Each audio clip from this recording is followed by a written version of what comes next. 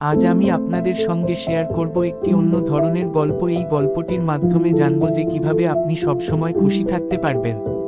এই গল্পটি শেষ পর্যন্ত শোনার অনুরোধ রইল। এটি একটি জ্ঞানবর্ধক গল্প। তার আগে আমার চ্যানেলে নতুন হয়ে থাকলে চ্যানেলটি সাবস্ক্রাইব করার অনুরোধ রইল। এক সময়ের কথা, একটি ছোট গ্রামে বাস করতেন এক যুবক যার নাম ছিল স্নিগ্ধ।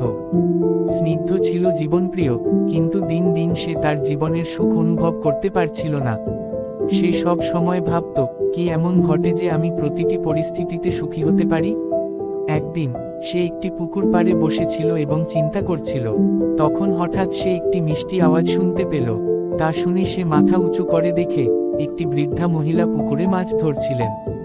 স্নিগ্ধ মনের মধ্যে ভাবতে লাগলো, এই বৃদ্ধা কেন এত খুশি। সে ধীরে ধীরে বৃদ্ধার কাছে গেল এবং জিজ্ঞাসা করল, দিদি, আপনি কি খুব সুখে আছেন? বৃদ্ধা হেসে বললেন, হ্যাঁ, কিন্তু তা চেপে রাখা নয়।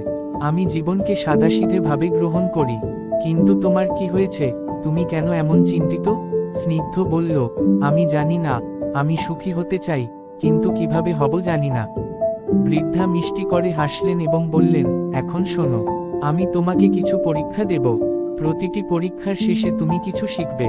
প্রথম পরীক্ষা, ধৈর্যের শিক্ষা। প্রথম পরীক্ষাটি শুরু হলো। বৃদ্ধা বললেন, আজ তুমি 3টি গাছের কাছে যাবে এবং তাদেরকে শুনবে। স্নিগ্ধ তার কথা শুনে অবাক হলো। সে গাছগুলোর কাছে গেলেন।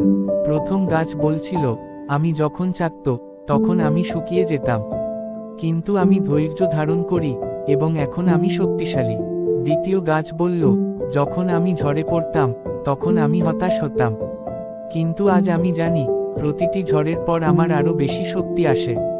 তৃতীয় গাছটি বলল, জীবনের অসুবিধাগুলো আমাকে শক্তিশালী করেছে, আমি হাল ছাড়িনি।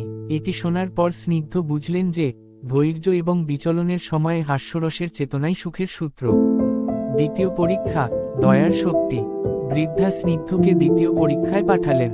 আজ তুমি একটি মৃতপ্রায় ফুলকে জল দিবে। স্নিগ্ধ গিয়ে দেখল একটি শুকনো ফুল। তিনি জল দেওয়া শুরু করলেন। কিছুক্ষণ পর ফুলটি আবার শীষ দিতে লাগলো এবং তারপর সবুজ হতে লাগলো। স্নিগ্ধ এই মুহূর্তে অনুভব করলেন যে যখন আমরা অন্যকে সাহায্য করি তখন সবাই সুখী হতে পারে।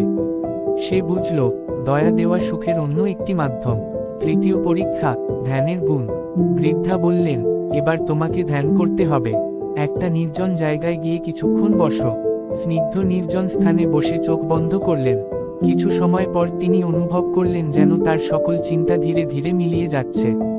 সে বুঝল যে মাথার মধ্যে শান্তি এনে দিতে পারে। চূড়ান্ত শিক্ষা, জীবনের উপলব্ধি। সব পরীক্ষার পর স্নিগ্ধ বৃদ্ধার কাছে ফিরে এলেন। বৃদ্ধা প্রশ্ন করলেন, তুমি কি শিখলে? স্নিগ্ধ আত্মবিশ্বাসের সাথে উত্তরে বলল যে আমি ধৈর্যের মাধ্যমে, দয়া দিয়ে এবং ধ্যানে শান্তি পেয়ে বুঝলাম সুখ আমাদের হাতে থাকে। পরিবেশের উপর নয়, বরং আমাদের চিন্তার উপর নির্ভর করে। বৃদ্ধা হেসে বললেন, ঠিক বলেছ। সুখকে অন্যের কাছে খুঁজতে নয়, নিজের মধ্যে খুঁজতে হয়। স্নিগ্ধ নিজের জীবনের উদ্দেশ্য খুঁজে পেল এবং কাজে লাগালো তার শিক্ষা। সে বুঝল, প্রতিটি পরিস্থিতিতে সুখী হতে হলে নিজেকে এবং অন্যদের প্রতি দায়বদ্ধ হতে হবে। প্রশ্ন হচ্ছে, তুমি কিভাবে প্রতিটি পরিস্থিতিতে সুখী হতে পারো? উত্তরে, সাহায্য করো, ধৈর্য ধরো এবং নিজের প্রতি সদয় হও।